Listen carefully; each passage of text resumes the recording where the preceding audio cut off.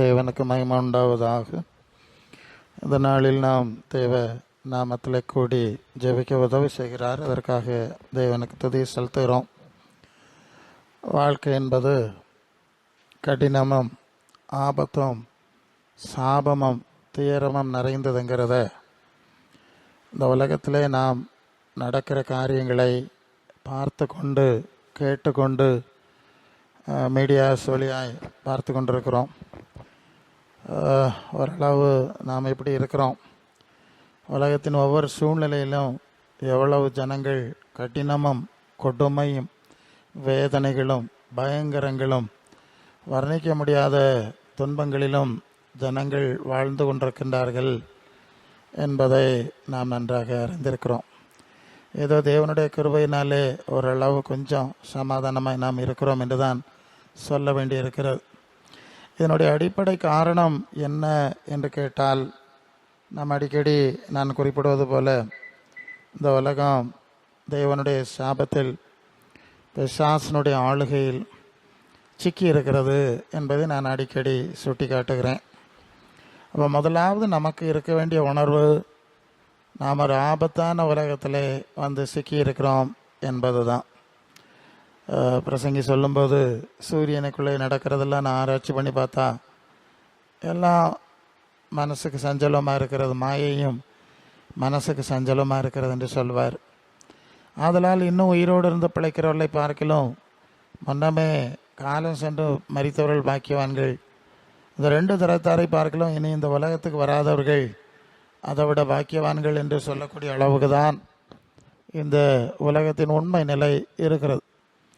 இது ரொம்ப மனசில் வச்சுருக்கணும். நான் ஏன் இதை சுட்டி காட்டுகிறேன் என்று சொன்னால், மதவாதிகள் அல்லது கிறிஸ்தவ கோலத்தில் மிக மோசமான பயங்கரமான ஒரு காரியம் இருக்கிறது. அது என்னவென்று சொன்னால், நாம் எப்படிப்பட்ட அபாயகரமான அழிவான நிலையில் வாழ்ந்து கொண்டிருக்கிறோம் என்பதை உணர முடியாத அளவு மனிதர்களை மூளைச்சலவை செய்து உணர்வற்றவர்களாய் மாற்றுகிற ஒரு பயங்கரமான காரியம் கிறிஸ்தவ சூழல்களிலே இருப்பதை நான் பார்க்கிறேன். உங்களுக்கு புரியும்படி சொல்லணும்னா, நம்ம பக்கத்து வீட்டில் ஒரு மரணமோ அல்லது துன்பமோ நிகழ்ந்தால் நம்ம எந்த விதமான ஒரு விழாத்தனமான கொண்டாட்டமோ வைக்க மாட்டோம், மனசாட்சி உள்ளவங்க செய்ய மாட்டாங்க. ஆனால் கிறிஸ்தவ மார்க்கத்தார நீங்கள் பார்த்தீங்கன்னா, இந்த உலகம் முழுவதும் எத்தனையோ பிரச்சனைகளும் வேதனைகளையும் தத்தளித்து கொண்டிருக்கும்போது அவர்கள் தங்களை விழாக்களை நடத்த மாட்டாங்க. மற்றவங்கள விட்டுடுவோம், நடத்த மாட்டாங்க. கொண்டாட்டங்களை நடத்த மாட்டாங்க, பண்டிகை கொண்டாட்டங்களை நடத்த மாட்டாங்க. எல்லா கொண்டாட்டமும் நடந்து கொண்டே இருக்கும். அப்போ இதனுடைய அடிப்படை என்னவென்று சொன்னால், இந்த மார்க்கத்தாரை உணர்வு இழக்க செய்யக்கூடிய, உணர்வில்லாத இருதயத்தை கடினப்படுத்தக்கூடிய ஒரு அசுத்த ஆவி பிடித்திருக்கிறது என்பது நான் சொல்கிறத புரிஞ்சுக்கிடணும். இது கிறிஸ்தவ மார்க்கத்தாருக்குள்ள பக்கத்தில் எவ்வளோ வேதனைகளை துயரங்கள் இருந்தாலும் இவர்கள் எல்லாவற்றையும் அதை பற்றி நினைக்காதவர்களாக சிந்திக்காதவர்களாக, ஏதோ இயேசுநாதர் வந்துடுவார், அவர் எங்கேயோ கொண்டு போவார் அப்படின்னு ஒரு போலியான ஒரு போதை சூழ்நிலையை கிறிஸ்தவ மன்றங்கள் ஏற்படுத்தி வைத்திருக்கின்றன. நாம் எப்படிப்பட்ட தீமையான சூழ்நிலையில் இருக்கிறோம் என்கிற உணர்வை கொடுத்து அதில் நாம் எவ்வளோ பயத்தோடும் பக்தியோடும் ஜாக்கிரதையோடும் ஜபத்தோடும் கடந்து செல்ல வேண்டும் என்று அந்த சூழ்நிலையை உருவாக்குவதற்கு பதிலாக நேர் தலைகீழா, அதை இயேசுநாதர் முன்னா போகிறாரு, அண்ணா அங்கே வராரு, அண்ணா உரமுறாரு, இங்கே கத்துக்கிறாரு, இப்படியெல்லாம் சத்தம் போட்டு ஒரு போலியான போதை சூழ்நிலையை இயேசு ஆராதனை மன்றங்கள் நடத்துகின்றன. ஏன்னா கஷ்ட துன்பத்துலேருந்து வந்திருக்காங்க இவங்க. இந்த போதைக்குள்ளே கொஞ்ச நேரம் மூழ்கி இருந்து அப்படி ஆடினாதான் அந்த போதை மன்றத்துக்கு வருவாங்கன்னு அவங்க நினைக்கிறாங்க. உண்மையில் இந்த பிரச்சனை சூழ்நிலையில் நாம் இதை விட்டு தப்பி போகிறதுக்கு என்ன செய்யலாம் என்கிறத பற்றி சொல்கிறதில்ல. இது கவனத்தில் கொள்ளணும். கலாத்தியர் 1:4 அந்த வசனம் இப்படி சொல்லுது, இந்த பொல்லாத பிரபஞ்சத்திலிருந்து நம்மை விடுவிக்கும்படி தேவனுடைய சித்தத்தினாலே இயேசு தம்மை தாமே பலியாக ஒப்பு கொடுத்தார். இது பொல்லாத பிரபஞ்சம், பயங்கர ஆபத்தான இடம். இது ஆசீர்வாதத்தை அனுபவிக்கிற இடம் இல்லை. இது பூமியின் உயர்ந்த ஸ்தானத்துக்கு ஏறுற இடம் இல்லை. ஏன்னா இயேசுநாதரே கடினமான பாதையில் போயிருக்கிறார், அப்போஸ்தலர் கடினமான பாதையில் போயிருக்கிறார். ஆகவே நாம் இந்த பிரபஞ்சத்தின் சூழ்நிலையை விட்டு, இந்த தேகத்தை விட்டு பிரிந்து கிறிஸ்துவுடனே கூட இருக்க அதுக்கு ஆசை உண்டுன்னு பவுல் சொல்வார். அப்படி தான் விசுவாசிகளும் சபையாரும் இருந்திருக்கிறான். ஆனால் இப்போ கிறிஸ்துவ மார்க்கம் என்னன்னா, அந்த மாதிரி எல்லாவற்றையும் மறக்க செய்து, உணர்விளக்க செய்து, தவறான நடக்க முடியாத அல்லது பயனற்ற வாக்கு தத்தங்கள் எல்லாம் சொல்லி போதை ஏற்றக்கூடிய போதை மன்றங்களாக இந்த மார்க்கம் இருக்கிறது என்பதை முதலாவது புரிந்து கொள்ள வேண்டும். அதனால் இதில் போய் சிக்கி, அல்லது ஆமாம் என்ன சொல்கிறேன்னு எனக்கு தெரில, இந்த போதை ஆட்டத்துக்குள்ளே, ஏன்னா நம்ம பற்றி தவறான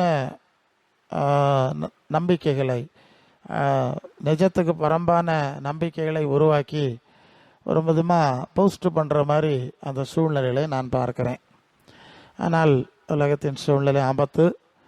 தேவன் கிருபையினால் நம்மை காக்க வேண்டுமே என்ற தாழ்மை, கதறல், புலம்பலோடு தான் இந்த சூழ்நிலையை நாம் சமாளிக்க வேண்டியிருக்கிறது.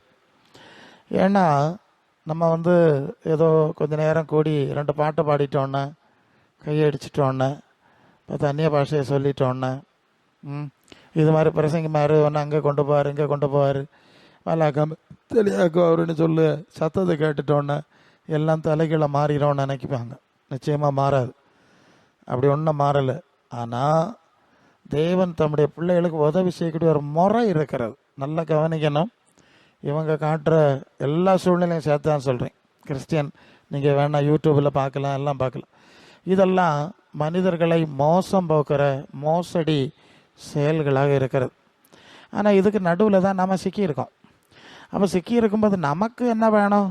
ஒரு தெய்வம் இருக்கிறார், அவருக்கு பரிகாரம் வேணும், உதவி வேணும். இல்லைன்னா நிற்க முடியாது. நமக்கும் வேறு வழி தெரிஞ்சால் போயிடலாமா இருந்து இல்லையா? அப்படி ஒரு நிர்பந்த நிலையில் நம்ம எல்லாரும் சிக்கி இருக்கிறோம். இந்த நிலையில் நாம் இந்த சூழ்நிலையை எப்படி அணுகுவது, அதை சமாளிப்பது என்பது பற்றி தான் ஒரு சில காரியங்களை நான் சொல்ல விரும்புகிறேன். முதலாவது, மத்தேயு சுவிசேஷத்தில் 15ஆம் அதிகாரம் 8ஆம் வசனத்திலேருந்து நீங்கள் படித்தீங்கன்னா, இந்த ஜனங்கள் வாயினால் என்னிடத்தில் சேர்ந்து உதடுகளால் கனம் பண்ணுகிறார்கள், இருதயமோ எனக்கு விலகி இருக்கிறது, மனுஷனுடைய கற்பனைகளை உபதேசங்களாய் போதித்து வீணாக எனக்கு ஆராதனை செய்கிறார்கள் என்ற ஒரு விளக்கத்தை சொல்லுகிறார். அப்போது நிறைய ஆராதனைகள் இருக்கிறது, வழிபாட்டு முறைகள் இருக்கிறது. அங்கே நம்மை உற்சாகப்படுத்தும்படியாய் பல நாடகங்களெல்லாம் நடத்தப்படுகிறது. அது எல்லாம் மனுஷ கற்பனை என்பது ஒரு பிரிவு. இதெல்லாம் தேவ சொன்னதில்லை, தேவ சித்தம் இல்லை, தேவன் எதிர்பார்க்கறதில்லை, தேவன் விரும்புறதில்லை. இதெல்லாம் அவங்க இந்த மக்களை எப்படி சந்தோஷப்படுத்தலாம், குஷிப்படுத்தலாம், தக்க வைக்கலாம் இல்லையா? ஜனங்களை தக்க வைக்கணும்னா என்ன செய்யலாம்ங்கிறதுக்கு ஒவ்வொருத்தர் இருந்து ஆலோசனை பண்ணி திட்டம் போட்டி பைபிளுக்குள்ளே இருந்து அப்படி இருக்குது இப்படி இருக்குது எல்லாம் சில நுட்பங்களை எடுத்து தந்திரங்களாய் நடப்பித்து கொண்டிருக்கிறார்கள் என்பதை அறிந்து கொள்ளணும். இந்த இடத்துல அவர் என்ன சொல்கிறார்? நீங்கள் வாயினால் சத்தம் போடுறது, இந்த ஆராதனை, இந்த பல மாதிரியான இருக்குது, இது ஒன்றுமே உங்கள் மனசை என்னோட இணைக்காது. அதுதான் விஷயம். நம்முடைய மனம் பரலோக தேவனோடு இணைக்கப்படுவதற்கு நாம் என்ன செய்ய வேண்டும்? இதுதான் நம்முடைய கேள்வி. நம்முடைய தேவன் நமக்கு பரிகாரம் செய்யத்தக்கதாய் நம்முடைய மனம் தேவனோட இணைக்கப்படுவது எப்படி? இந்த நுட்பத்தை தான் நாம் சிந்திக்கிறோம். இங்கே நான் ஏற்கனவே நடக்கிறதெல்லாம் இணைப்பை ஏற்படுத்தாது. அது சமயம் வரும்போது தெரியும், சூழ்நிலை வரும்போது தெரியும். தாறுமாறாக அலக்கிழிஞ்சு சிதறடிக்கப்பட்டு ஓடுறதெல்லாம் உலகத்தில் பார்க்குறோம். அப்படி நம்முடைய மனம் தேவனோடு இணைக்கப்படுமானால் நாம் எந்த சூழ்நிலையிலும் கலக்கங்கள் வந்தாலும் அவர் கலங்காமல் நம்மை காத்து கொள்ள முடியும். சரி, அப்போ நம்முடைய மனம் தேவனோடு இணைக்கப்பட வேண்டும் என்றால், ஒரு ஐக்கியத்தில் இருக்கணும்னா என்ன காரியத்தை கற்றுக்கொள்ளணுங்கிறத நம்ம பார்க்கணும். ரோமர் 12:2 சொல்லுது. இப்போ 1-2 வசனத்தையும் வாசித்தா, நீங்கள் உங்கள் சரீரங்களை, சரீரத்தில் வாழுகிற வாழ்க்கையை தேவனுக்கு பிரியமான காணிக்கையாக, ஜீவ பலியாக ஒப்பு கொடுக்க வேண்டும் என்று தேவனுடைய இரக்கங்களை முன்னிட்டு வேண்டிக் கொள்கிறேன். இதுவே நீங்கள் செய்யத்தக்க புத்தி உள்ள ஆராதனை. அப்போ என்ன புரியுறோம்? புத்தி உள்ள ஆராதனை இருக்குது, புத்தி இல்லாத ஆராதனை இருக்குது. இன்னைக்கு உலகத்தில் நடக்கிற எல்லா கிறிஸ்தவ மார்க்கத்தின் ஆராதனைகளும் மற்றவங்கள விட்டுடுவோம். ஆராதனைகளும் புத்தி கெட்ட ஆராதனையாக்கும், தேவன் அங்கீகரிக்காத ஆராதனையாக்கும். இது ஒன்றுமே அவர் விரும்புகிறதில்ல. அவர் என்ன விரும்புகிறாருங்கிறத நாம் முதலாவது நம்முடைய வாழ்க்கையை தேவ சித்தத்திற்கு காணிக்கையாய் பூரணமாய் அர்ப்பணிப்பது தான் புத்தியுள்ள ஆராதனை என்று சொல்லிவிட்டு அதை எப்படி ப்ராக்டிக்கலாக செய்கிறதுங்கிறத அடுத்த வசனம் சொல்லுது. நீங்கள் இந்த பிரபஞ்சத்துக்கு ஏற்றபடி வேஷம் தெரியாமல் அல்லது சிந்திக்காமல் பரலோக தேவனுக்கு பிரியமும் நன்மையும் பரிபூர்ணமான சித்தம் என்னதென்று பகுத்து பார்த்து உங்கள் மனம் பதிதாகி மறுரூபமாகுங்க. நல்ல கவனிங்க. எது தேவனுக்கு பிரியம், ஏது அவருடைய சித்தம் என்று நம்ம கொஞ்சம் பகுத்து பார்க்கக்கூடிய ஒரு நிலைக்குள்ளே வரணும். யாருமே இப்போ சொல்லித்தர தயாரில்லை. அவங்க ஏதோ ஒன்று சொல்கிறாங்க. அது ஒன்றும் இந்த வேதத்தின் அடிப்படையில் பார்த்தா அதுக்கு சம்பந்தம் இல்லைங்கிறத நான் ரொம்ப ஆழமாய் கற்றுக்கொண்டவன். அதுதான் பல நிலையில் பேசுகிறேன். இங்கே முதல் விஷயம், நீங்கள் இந்த உலகத்தின் வழக்கத்தின் அடிப்படையில் வாழ முடியாது. பரலோகத்துக்கு தேவனுக்கு பிரியமான சித்தத்தை நீங்கள் பகுத்து பார்க்க வேண்டும் என்றால் முதலாவது ஒரு அறிவும் அர்ப்பணமும் நமக்கு வர வேண்டும். அது என்னன்னு சொன்னால், நான் இந்த உலகத்தில் உலகத்தாரை போல உலக வழக்கத்தில் உலக மரபில் வாழ மாட்டேன் என்ற ஒரு தீர்மானமும் அந்த அறிவும் நமக்கு உண்டாகணும். ஏன்னா நீங்கள் கேட்குற சுவிசேஷம் எல்லாம் பூமியின் உயர்ந்த ஸ்தானத்துக்கு கொண்டு போவார், மற்ற ஜாதிகளோட மேன்மையாக வைப்பார், நீ சாவ மாட்டாய், முதல் வயதிலும் பசியாக இருப்பாய், திராட்சை ரசம் தண்ணியாக ஆறாக ஓடும், நெய் மழையாக பொய்யும், இப்படி தானே கதை கேட்டிருப்பிய. இப்படி தான் இவைய சொல்லிகிட்டு இருப்பாவ. அதை பற்றி இங்கே ஆண்டவர் பேசலை. அது யோவான் சுவிசேஷம் 17ஆம் அதிகாரம் 6வது வசனம் படிங்க சீக்கிரம். 17:6 படித்தா 17:6 தெரியுமா என்ன சொல்லுதுன்னா, பார்க்கணும் இல்லையா? சும்மா பைபிளை பிடிச்சி வச்சு போகிற பார்த்தா இருந்தால் பாருமா, நான் காணாமல் சொல்லிடுவோம், அது வேறு விஷயம். அவர் பிதாவின் இடத்துல ஜெபம் பண்ணார். இப்போ எனக்கு பிரச்சனை தீருக்குங்க, நான் வரையில இல்லையா? உங்களுக்கு இல்லையா பிரச்சனை தீரணும்? அப்போ உங்களுக்கு சொல்லுதா வசனத்தை கவனிக்கணும். நான் காணாமல் சொல்லிடுவேன். அது யோவான் 17:6 சொல்லுது, பிதாவே நீர் உலகத்தில் தெரிந்தெடுத்து எனக்கு தந்த மனுஷருக்கு உம்முடைய நாமத்தை வெளிப்படுத்தினேன், அவர்கள் உம்முடையவர்களாக இருந்தார்கள், அவர்களை எனக்கு தந்தீர், உம்முடைய வசனத்தை கடைபிடித்தார். இங்கே என்ன புரியணும்னா, உலகத்திலிருந்து பிரித்து எடுக்கப்படுகிறவர்கள் மட்டும்தான் பரலோக தேவனோடு ஐக்கியப்பட முடியும். இதுதான் 1ஆம் பாடம். இந்த உலகத்திலிருந்து பிரிக்கப்படாதவர்கள், பிரிய விரும்பாதவர்கள் ஒரு நாளும் பரலோக தேவனோடு ஐக்கியத்துக்குள்ளே வர முடியாது. அதனால தான் 1 யோவான் 2:15 உலகத்திலும் உலகத்திலுள்ள அன்பு கூறாதிருங்கள், அன்பு கூர்ந்தால் பிதாவின் அன்பு இல்லை இல்லையா? அப்போ உலகத்தை நேசிக்கிறவர்கள், ஏன்னா அது அவர் சபிச்சிட்டாருன்னு நமக்கு தெரியும். ஆதியாகமம் 3:17 பூமி நிமித்தம் சபிக்கப்பட்டிருக்கோம். அதெல்லாம் நான் சொல்லியிருக்கேன். இதெல்லாம் தீ கொடுத்த வச்சுருக்கு. அப்போ நான் சபித்த உலகத்தை, தீ கொளுத்த வச்சிருக்கிற உலகத்தை, சாத்தானுடைய ஆளுகளில் உலகத்தை நீ ஆசீர்வாதம்னு கொண்டாடினா நான் உன்னை எப்படி நேசிக்க முடியும், எப்படி உன்னோடு ஐக்கியப்பட முடியும் என்ற ஒரு முக்கியமான கேள்வியை அவர் கேட்பார். யாக்கோபு 4:4 உலக சிநேகம் தேவனுக்கு உலகன பகை என்று அறியீர்களா? உலகத்துக்கு சிநேகிதனாக இருக்கிறவன் தேவனுக்கு பயஞ்சனாக இருக்கிறான். கொஞ்சம் போதும், சமயம் ஷார்ட்டாக இருக்கனால. அப்போ இந்த உலகத்தையும் உலக ஆசீர்வாதம் என்றும் உலகத்தின் பூமியில் ஏறுறதுக்கு அடிப்படையில் நடக்கிற எல்லா நாடகங்களும் பரலோக தேவனுக்கு எதிராக இருக்கிறது. சிம்பிள். நீங்கள் எத்தனை ஜென்மம் எடுத்தாலும் இந்த பரலோக தேவனோடு உங்கள் மனம் இணைக்கப்பட முடியாது. மற்றவங்க சொல்ல மாட்டாங்க, நான் சொல்லி ஆகணும். வேதவசனம் சொல்கிறேன். முதலாவது நம்முடைய மனம் பரலோக தேவனோடு இணைக்கப்பட முடியாமல் இருப்பதற்கு பெரிய பாவம் உலக நேசம். அது உலக நேசத்தை விட்டுருங்க, உலகத்து மேலே மனசு வைக்காதுங்க, பரலோகத்தில் பொக்கிஷத்தை வைங்க, கிறிஸ்து தேவனுடைய வலது பாசத்துக்கு மேலான விளைத்தை எடுங்கள், பூமிக்குரியல் அல்ல. இப்படியெல்லாம் நமக்கு ரொம்ப வசனம் இருக்குது இல்லையா? கொலோசியர் 3:1-2 நான் அடிக்கடி சொல்லுது தானே. இந்த எல்லைக்குள் வந்தீர்களா என்று நீங்கள் சுய பரிசோதனை செஞ்சுக்கணும்.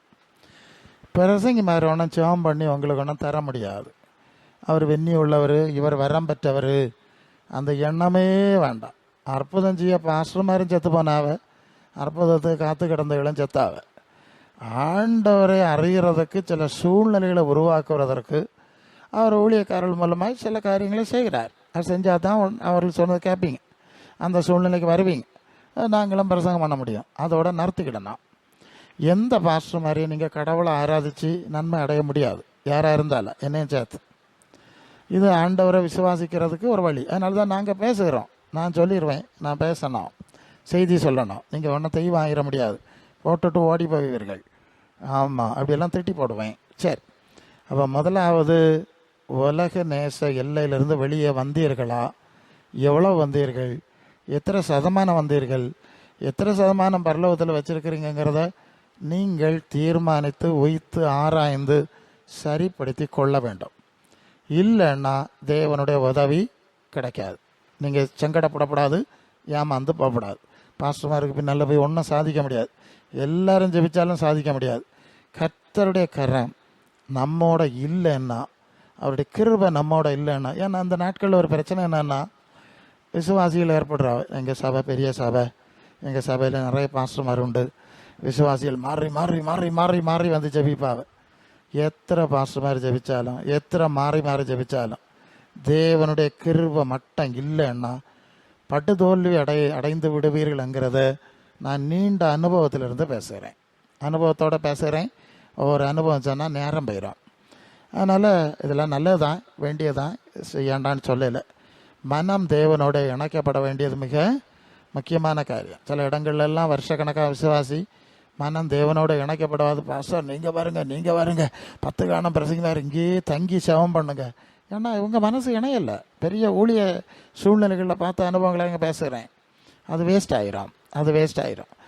நாம் நிறைய ஜபிக்கிறதுனாலோ, நிறைய பேர் நமக்காக கிடந்து கூப்பிடுறதுனாலோ நமக்கு நன்மை வந்துடும்னு நினைக்கப்படாது. ஒரு உதாரணம் சொல்லுகிறேன். எலியா ஒரு மனுஷன், ஒரே ஒரு மனுஷன். அவனுக்கு ஒரு கட்டத்தில் பயங்கரமான சோர்வு வந்துட்டு, அவன் என்ன கேட்குறான்னா, போதுங்க தாவே, என் ஆத்மாவை எடுத்துக்கிடும், நான் மறுப்பதாக்களை பாரு நல்ல ஆனால் சாக வேண்டும். அவனுக்கு ஜெபம் என்னது தெரியுமா? நான் சாவணும். சரிதானே? ஆனால் யாரும் அவனுக்கு உதவி செய்யலை, யாரும் அவனுக்கு பரிந்து பேசலை, ஒன்றுமே செய்யலை.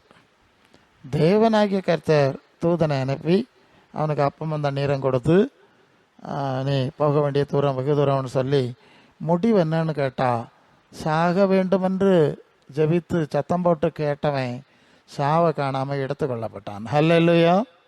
இதில் என்ன புரியுது தெரியுமா? நாம் சத்தம் போடுவதனாலோ ஜபிக்கிறதுனாலோ நமக்கு ஒரு பெரிய கூட்டணி ஜபிக்கிறதுனால வர காரியம் இல்லை. தேவனுக்கு ஒரு தீர்மானம் இருக்குது. ஹல்லேலூயா. இதை நான் சொல்லுவது உண்டு. அதனால் ஜபத்துக்கு எதிராக பேசலை, ஜபிக்கப்படாதுன்னு பேசலை. இது எல்லாம் இருந்தாலும் நம்ம பற்றி தேவனுக்கு ஒரு தீர்மானம் இருக்குது. சரிதானே? அந்த தீர்மானம் தான் நமக்கு நன்மை விடுதலை கட்டளையிட முடியுமே தவிர கூட்டணி ஜபங்கள் அல்ல. அதனால் இந்த தேவனுடைய தீர்மானம் நமக்கு சாதகமாக இருக்கும்படி என்ன செய்யணுமோ அதை செய்ய அவர்களை தகுதிப்படுத்தி விட்டு தான் மற்ற பகுதிக்கு போகணும். இல்லைன்னா தகுதிப்படுத்தலும் ஜபமும் இருக்கணும் என்று நான் குறிப்பிடுகிறேன். புரிஞ்சிருக்கோன்னு நினைக்கிறேன். அப்போ தேவன் நம்மை குறித்து ஒரு தீர்மானம் எடுக்க வேண்டும். அப்போ தீர்மானம் எடுக்கணும்னா நமக்கு எந்த அளவு தேவனோட ஐக்கியம் இருக்கிறதோ அந்த அடிப்படையில் நாம் எந்த அளவு, நீங்கள் யோவான் 15:1 படித்தா, நான் திராட்சை செடி, நீங்கள் கொடிகள். கொடியானது செடியில் நிலச்சிருந்தா கனி கொடுக்கும். கொடியில் இல்லைன்னா அது தானியாக அது வெட்டுண்டு காஞ்சி வளர்ந்தவும் அடுப்பில் போடுவார்கள். அப்போ செடியோடு கொடி இணைந்திருக்காவிட்டால் அது பட்டு போயிடும். எத்தனை சத்தம் போட்டாலும் சரிதான், எத்தனை பெருசுங்க மாதிரி ஜபிச்சாலும் சரிதான். நவர் ஒட்டு, அங்கே ஒட்டு அந்த செடியோட ஒட்ட வைக்க வேண்டியது அவசியம். ஸோ இது மாதிரி தனிப்பட்ட முறையில் நமக்கு தேவனோடு என்ன உறவு, என்ன ஐக்கியம் மெயின்டைன் பண்ணுறோமோ அதுதான் நம்முடைய வாழ்க்கையில் தேவன் கிரியை செய்வதற்கு சாதகமாக அமையும் என்பதை முதலாவது புரிஞ்சிடணும். முதல் விஷயம் உலக நேசம். நீங்கள் வேணால் சொல்லலாம், அந்த பிரசங்கியாருக்கு உலக நேசம் இருக்குது, இந்த பிரசங்கியாருக்கு உலக நேசம் இருக்குது, அவையெல்லாம் உலக நேசத்தில் இருந்து பூமியின் உயர்ந்த ஸ்தானத்தில் ஏறிட்டு இருக்காவ, நானும் அது மாதிரி ஏற முடியாதா அப்படின்னு நீங்கள் நினைக்கலாம். இப்போ பிரச்சனை என்னன்னா, இங்கே வேத வசனங்களே நான் உங்களுக்கு சுட்டி காட்டினேன். இந்த வேத வசனங்கள் பெருசா இல்லை நீங்கள் சுட்டி காட்டக்கூடிய உதாரண புருஷர்கள் இருக்காவ இல்லையா, அந்த பிரசங்க மாதிரி பெருசான ஒரு கேள்வி இருக்குது. என்னை பொறுத்தவரை ஆண்டவர் சொல்லுவார், வானமும் பூமியும் ஒழிஞ்சு போம், என்னுடைய வார்த்தைகளோ ஒழிஞ்சு போவார். அப்போ எனக்கு வார்த்தையில் நெல் கள்ள பிரசங்க ஓகே, என்னுடைய வார்த்தையில் நெல். இந்த மாதிரியான கள்ளத்தனமாய் நடக்கிற ஆளுகள், கள்ள பிரசங்கிகள், யூடியூப் பிரசங்கிகள் நிறைய வருது, எங்களுக்கு தெரியும். அதுகளெல்லாம் நம்பி நிற்காது. மாம்சமானதை புயபலமாக்கி கொண்டு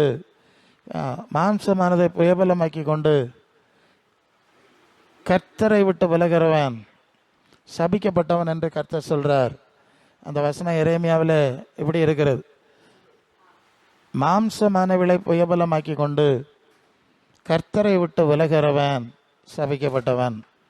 அப்போ நம்முடைய உறவு, நம்முடைய ஐக்கியம் கர்த்தரோடு இருக்கணும். கர்த்தரோடு இருக்கிறதுல தான் கவனமாக இருக்கணும். நான் ஏன் சொல்கிறேன்னா, இந்த நாட்களில் ஜனங்கள் ஆண்டவருடைய வார்த்தையை கவனிக்கிறது கிடையாது, ஆண்டவருடைய வார்த்தைகளை வாசிக்கிறது கிடையாது, ஆண்டவருடைய வார்த்தைகளை ஜெனியூனாக போதிக்கிறவர்களை விரும்புறது கிடையாது. அவங்க இந்த கட்டுக்கதை பேசுகிற, இப்போ யூடியூப்லாம் தாராளம் பிரசங்கம் வருது பாருங்கள், அது கேட்குறது ரொம்ப இனிப்பாக இருக்கும் இல்லையா, மனுஷ சுயேச்சை கேட்ட போதாரில் மாதிரி இருக்கும். இப்படி கட்டுக்கதைகளில் தான் ஜனங்கள் மூழ்கி கிடக்காவ. ஆண்டவருடைய வார்த்தையில் நம்பிக்கை இல்லை, அப்போஸ்தலருடைய உபதேசங்களில் நம்பிக்கை இல்லை. யோவான் 15:7 சொல்லுது, நீங்கள் என்னிலும் என் வார்த்தை உங்களிலும் நிலைச்சிருந்தா நீங்கள் வேண்டிக் கொள்வது கிடைக்கும். ஆனால் ஜனங்களுக்கு இந்த அடிப்படையில் ஆசை இல்லை, விருப்பம் இல்லை. இந்த பிரசங்கமாக கவர்ச்சியாக பேசினா உடனே அதுக்கு பின்னால் ஓடிக்கிட்டே இருக்கிறாரு. அதான் மாம்சமானதை புயபலமாக்கி கொண்டு கர்த்தரை விட்டு விலகிறவன் சபிக்கப்பட்டவன், அவன் கரளையாய் போன செடியை போல இருந்து அவன் வாடி போவான் என்று எரேமியா தீர்க்க சம்சவத்தில் வாசிக்கிறான். சரி, அப்போ கர்த்தரோடு இணைப்பில் இருக்க வேண்டும் என்றால் முதல் விஷயம் என்ன சொன்னேன்? உலக நேசம். அது ஆண்டவர் ஜபிக்கும்போது இன்னும் உணர்த்தும் போது என்னெல்லாம் சரி பண்ணணுமோ அதை சரியாய் நீங்கள் சரி பண்ணித்தான் ஆக வேண்டும். இது முதலாவது விஷயம்.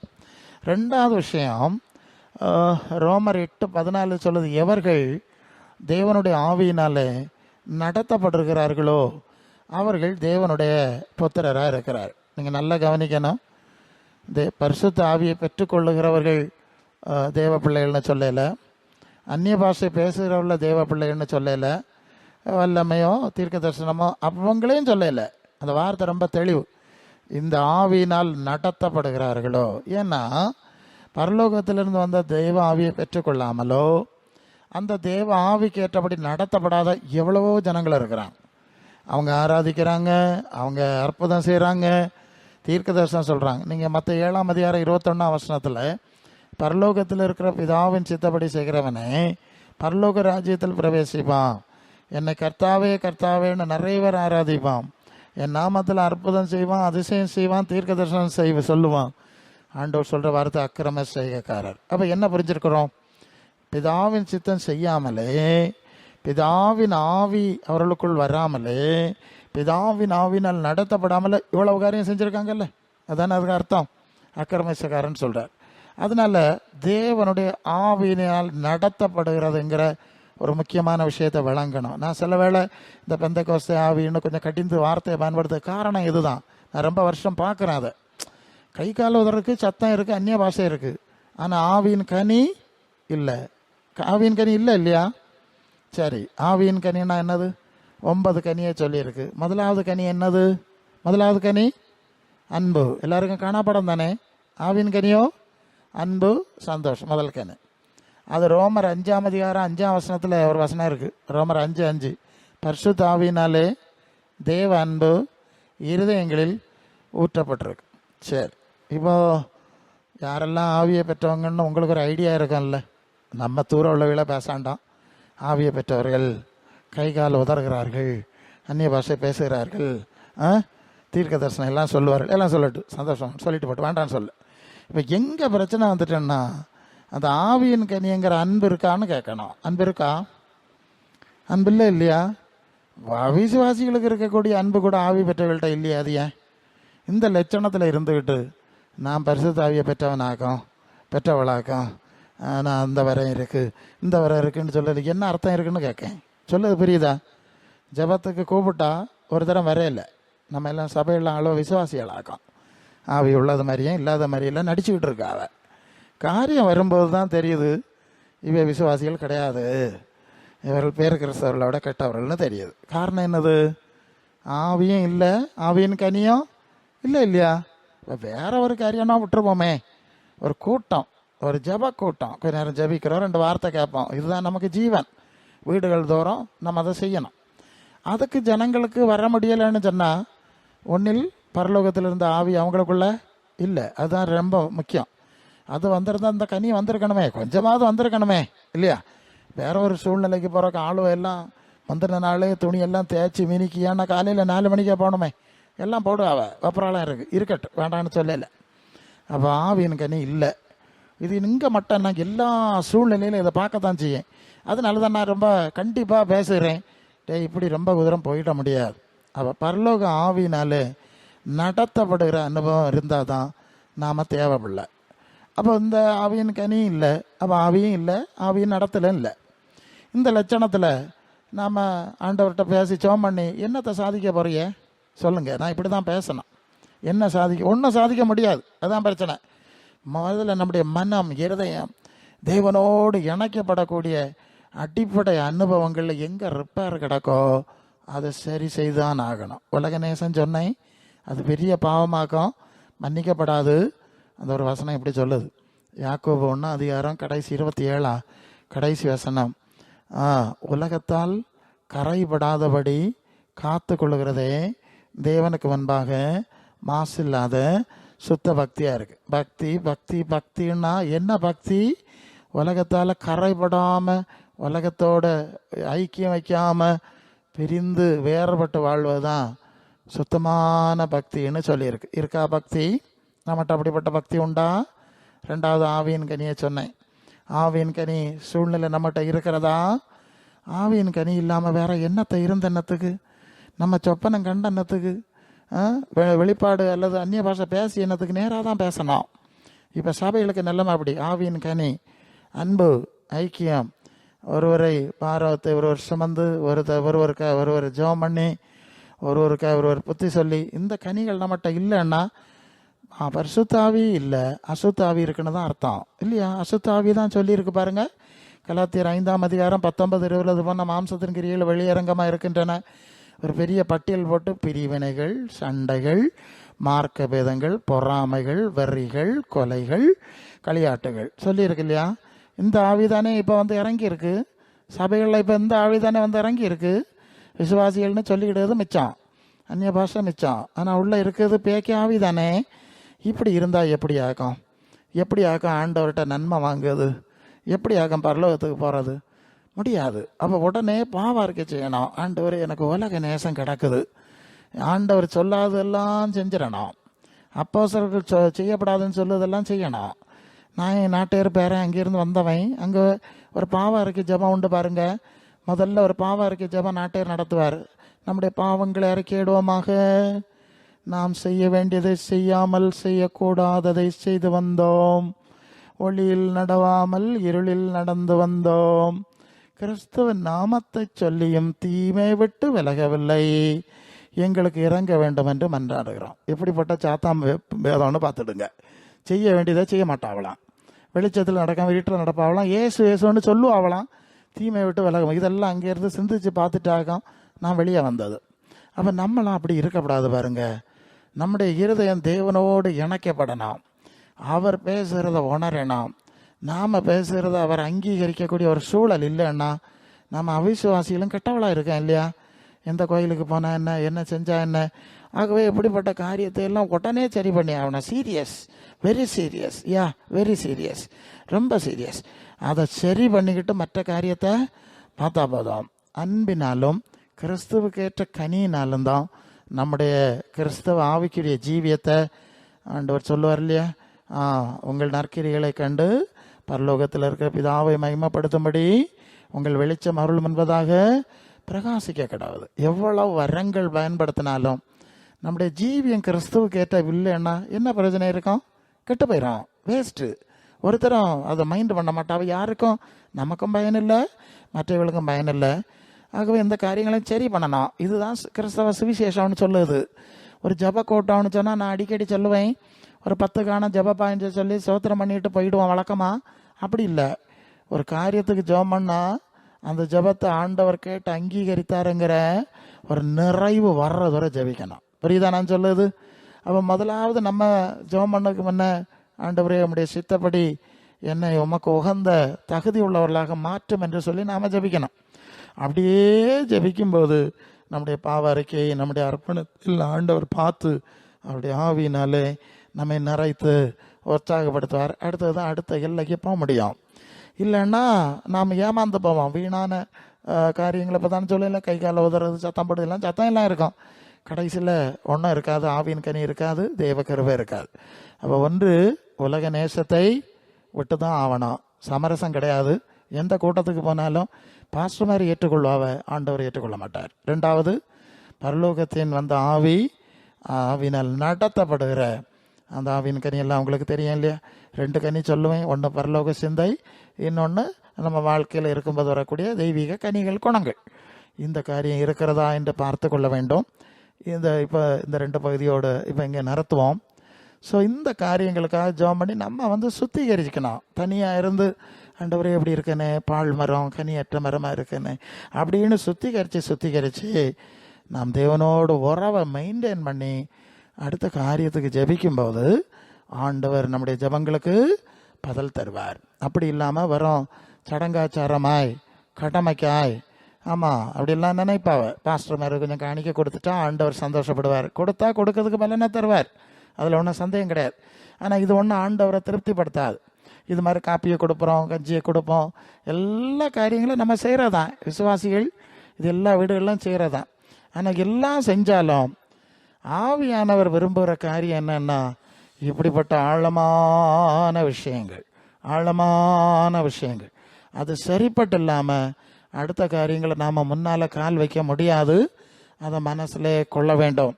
ஆகவே மனசை கடினப்படுத்தியும் ஒன்றும் ஆக போகிறதில்ல.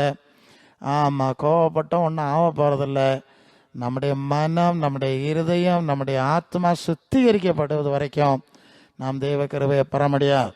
பல வேளையில் நமக்கு வருகிற கஷ்டங்கள், பாடுகள், நெருக்கங்கள், கசப்புகள் எல்லாம் நம்முடைய சுவாபங்களை, குணங்களை நாம் சரி பண்ணுவதற்காக, நம்மை சுய பரிசோதனை செய்வதற்காக, நம்மை தேவனுக்கு ஒன்றாய் தாழ்த்துவதற்காக, நம்முடைய அர்ப்பணத்தை ஆழப்படுத்துவதற்காக தான் தேவன் அனுமதிக்கிறார். அது எப்போ அந்த காரியங்கள் சரி வருமோ அது வரைக்கும் ஆண்டவர் பல காரியங்களை, அது ஊழியக்காரர்களாக இருந்தாலும் விசுவாசிகளாக இருந்தாலும் அவர் அனுமதிக்கிறார். அவர் அனுமதித்து கொண்டே இருக்கிறார். எப்போது நமக்கு ஒரு சரியான சுத்திகரிப்பு, ஒரு விசுத்தீகரணம் எப்போ வருதோ அது வரைக்கும் அவர் நம்மை சுத்தம் பண்ணி கொண்டே இருப்பார். ஏதோ நாம் கேட்பதெல்லாம் அவர் தந்துகிட்டு இருக்கணுங்கிறது அவருக்கு நோக்கம் கிடையாது.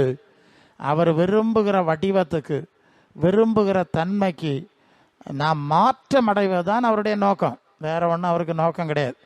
நம்முடைய ஆத்மாவை அவருக்கு உகந்த எல்லைக்கு, எதிர்பார்க்கிற எல்லைக்கு பரிசுத்தப்படுத்தும் வரைக்கும் அவர் நம்மை சுத்திகரித்து கொண்டே இருப்பார்.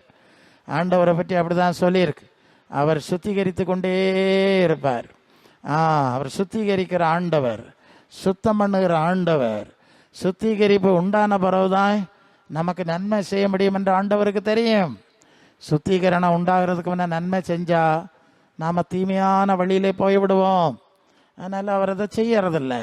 சுத்திகரிப்பு உண்டாகிறது வரைக்கும் பல வேளை சபையில் இருக்க விசுவாசிகள் அப்படிதான், பாஸ்டரே இத்தனை காலம் ஜெபம் பண்ணணுமே, இத்தனை காலம் செஞ்சோமே, எல்லாம் நல்லதுதான்.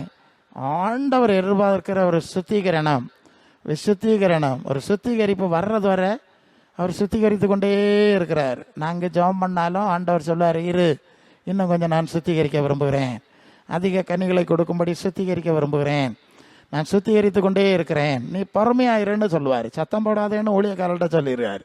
நீ பேசாமல் இரு, நான் சுத்திகரித்து கொண்டே இருக்கிறேன், நான் தகுதிப்படுத்தி கொண்டே இருக்கிறேன், நான் வசனத்தை கொடுத்து கொண்டே இருக்கிறேன், நான் பேசிக்கொண்டே இருக்கிறேன். அந்த ஆத்மாவை எனக்கு தெரியும், அந்த ஆத்மாவை எனக்கு தெரியும், உனக்கு தெரிகிறத விட எனக்கு இந்த ஆத்மாக்களை நல்லா தெரியும், நான் கவனித்து கொண்டே இருக்கிறேன்னு சொல்லுவார்.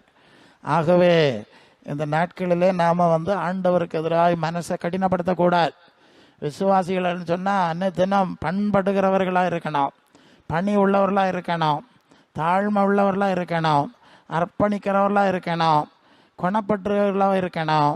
பேதுருவை பார்த்து ஆண்டவர் சொன்னார், பேதுருவே நீ முதலாவது ஸ்திரப்படு, நீ முதலாவது ஸ்திரப்படு, நீ ஸ்திரப்பட்ட பின்பு உன் சகோதரரை ஸ்திரப்படுத்தணும்.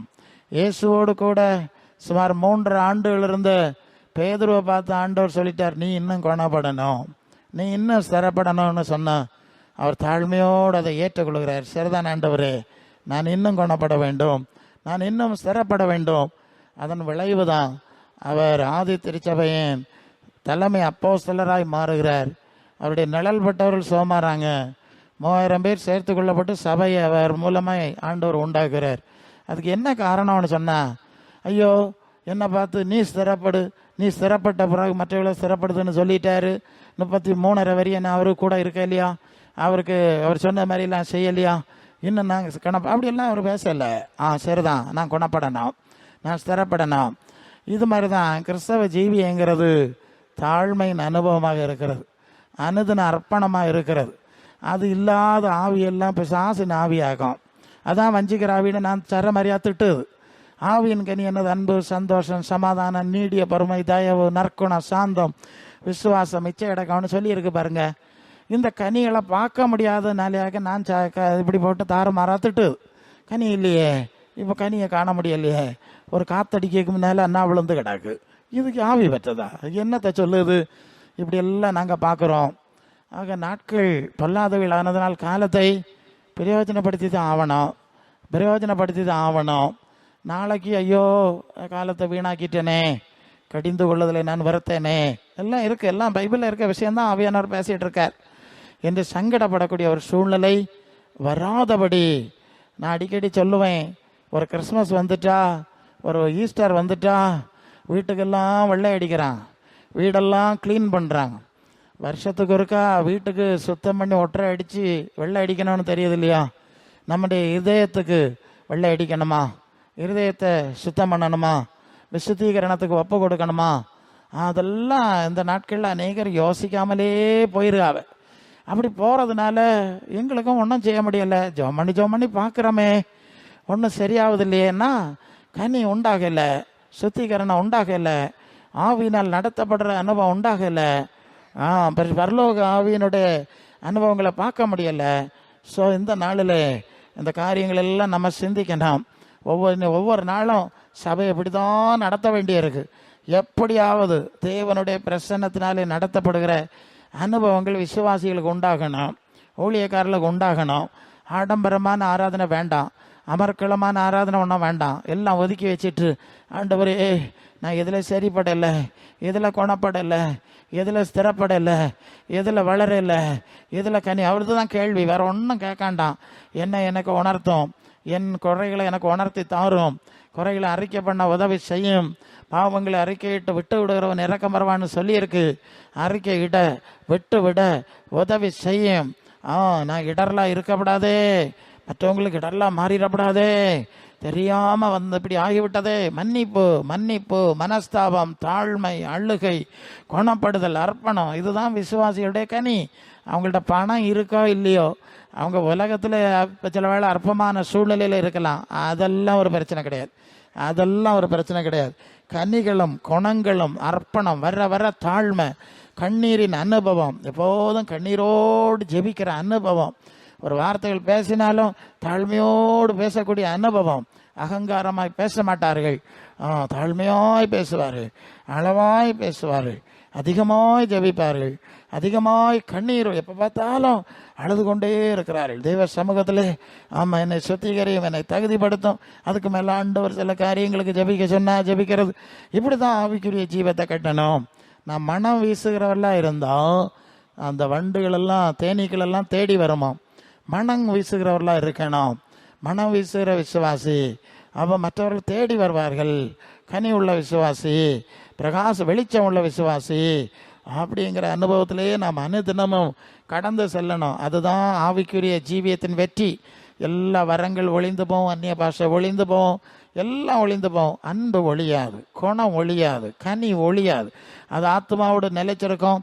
அது இந்த வாழ்வை முடிஞ்சிட்டனாலும் அந்த கனிகளுக்குரிய மகிமையோடு அது மறுமையில் பிரவேசிக்கிறதா இருக்கிறது. அதனால தான் கனியும் குணம்தான் முக்கியம். பணமும் உலகத்தில் இருக்கக்கூடிய ஸ்டேட்டஸ்ன்னு சொல்லுவாங்களே, அதெல்லாம் முக்கியம் இல்லை. கனி தான் முக்கியம். நீ பட்டினி கிடந்தாலும் கனி தான் முக்கியம். நீ ஓலைக்குடியில் இருந்தாலும் தேவனுக்கு ஏற்ற கனி தான் உனக்கு முக்கியம். வேற ஒன்றும் முக்கியம் கிடையாது. நீ ஒருவேளை சத்தம் போட்டு பாடாட்டாலும் உன்னிடத்துல இருக்க கனி தான் முக்கியம். நீ அந்நிய பாஷை பேசாவிட்டாலும் உன்னிடத்துல இருக்கிற கனி தான் முக்கியம். கனி தான் முக்கியம். அதுக்கப்புறம் தான் மற்ற காரியம். ஸோ இந்த நாளிலே நாம் இந்த காரியங்களை ஆழமாய் சிந்திக்க வேண்டும். வாழ்க்கையை அர்ப்பணிக்கணும். அப்படி அர்ப்பணித்து முன்னே செல்ல கர்த்தர் நமக்கு உதவி செய்யட்டும். ஹல்லேலூயா, உதவி செய்யட்டும். ஹல்லேலூயா, நன்றி. இப்போ நாம் அர்ப்பணிப்போமா? ஆமென், ஹல்லேலூயா. தேவ சித்தம் செய்ய நான் என்னை அர்ப்பணிக்கிறேன். தேவ சித்தம் செய்ய